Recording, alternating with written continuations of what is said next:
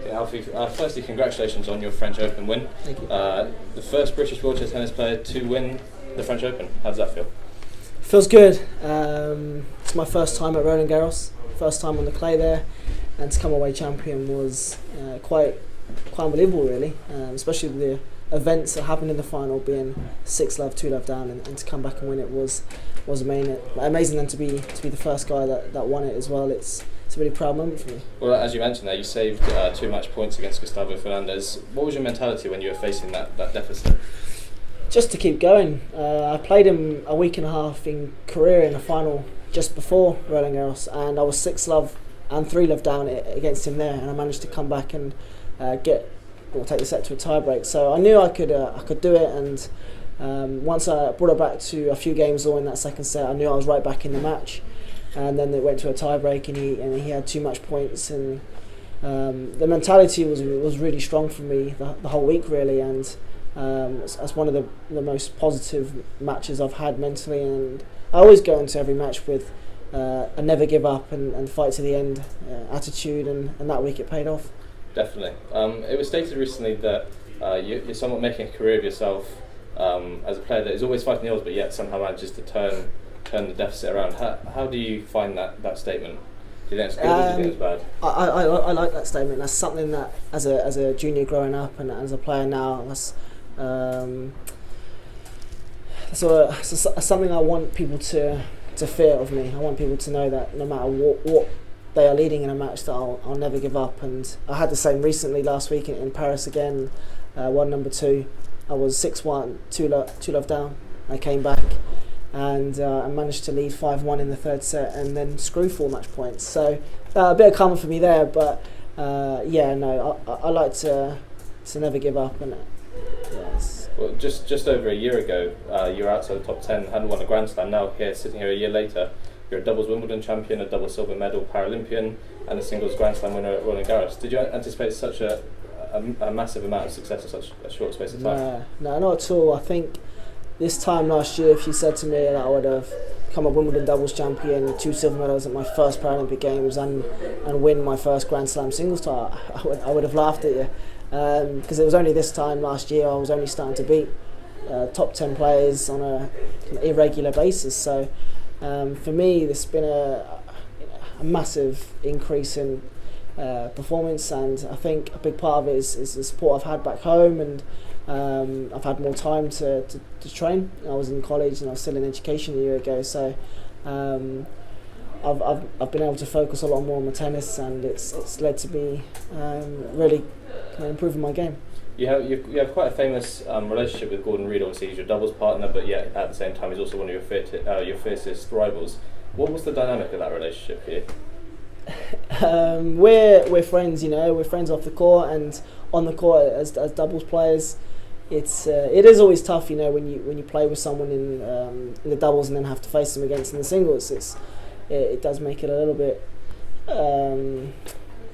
don't know what the word is, and I wouldn't say awkward, but at times it's tough, because you want to focus with your partner, you want to sit down, work with them, but then, for example, Rio, it was one night we were sitting there ready to play the doubles final together, and then the next night we're against each other in one of the biggest matches of wheelchair tennis, and so it's a very strange feeling to have, but that we're good about it.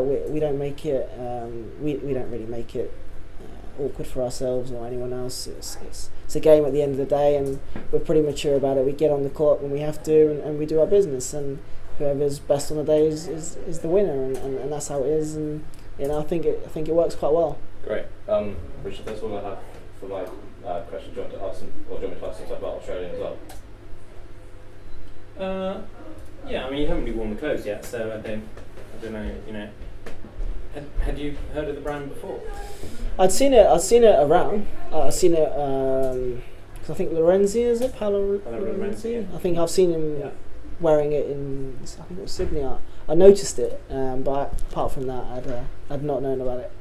And obviously you've had a look at the sort of collection today. What are your first impressions? I like it. I think it's a good design. I like the colours of it. It actually, for me, it really suits. Something that, like if I had a choice, I would pick it. And I like the style of it. I like the material of it. I think it feels quite comfortable. It feels exactly what I like to train in. I'd very highly recommend it. Have you asked about Wimbledon then, in terms of? No. Okay, I'll get moving on to that. Wimbledon, obviously, last year you won the doubles. Where do you see Wimbledon going this year? Tough question. Defending champion, obviously, as well. Yeah, obviously me and Gordon would like to defend our title. I think it would be a tough. There's some good pairs out there, and the French have beaten us a few times recently. So if we make the final, it's going to be very tough. But with the home support and friends and family there, I'm sure they'll maybe be able to help us get over the line this time. But singles wise, I'm going into it in good confidence. Like I said, I just won Roland Garros, and I had a good week last week in my other tournament in Paris. So there's no reason why I don't feel like I can do better than last year and win a match, and take each day as it comes. It's some good players out there, and who knows on the day what can happen. Definitely. All right. You can ask the question I asked you earlier, because I think it's quite interesting about pressure.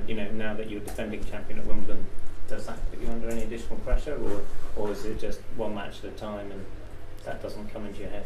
No, I think a lot of media and a lot of people say about pressure, and singles and doubles actually. A lot of people since Roland Garros have said, there must be a big amount of pressure, or an extreme amount of pressure to win Wimbledon. But actually, I don't feel the pressure.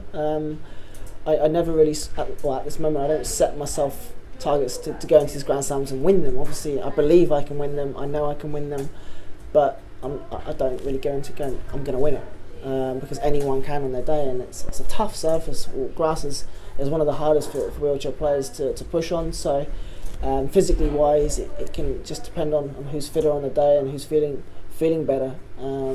But for doubles, there probably is a little bit more pressure, I'd say, on us, because we've been in a lot of finals this year, me and Gordon, and obviously being British, people might expect us to be in the final. But I like the pressure. Yeah. I've always exceeded with the pressure. My Paralympics, first Paralympics, huge amount of pressure, and then I produced 2 silver medals, which was never on the cards really. So yeah, no, me and Gordon will definitely rise to the occasion. And one more question: how would you say the profile of wheelchair tennis is now compared to it was back in 2012? I think the sport has massively increased with media, with publicity, with sponsors, with people recognising people. For sure, I think London 2012 gave it a massive kind of boost and a bit of a kick. However, I think the Grand Slams have done a great job of keeping that going. Wimbledon last year was the first time it's been shown live on BBC Two, I think it was. That's never happened before. And this year, I've heard that they might put it on bigger courts. Stuff like that is really going to raise the profile of the players and obviously the sport. And I think it's really on the up right now. Brilliant. Great. Thanks, Alfie. Thank you. Any questions?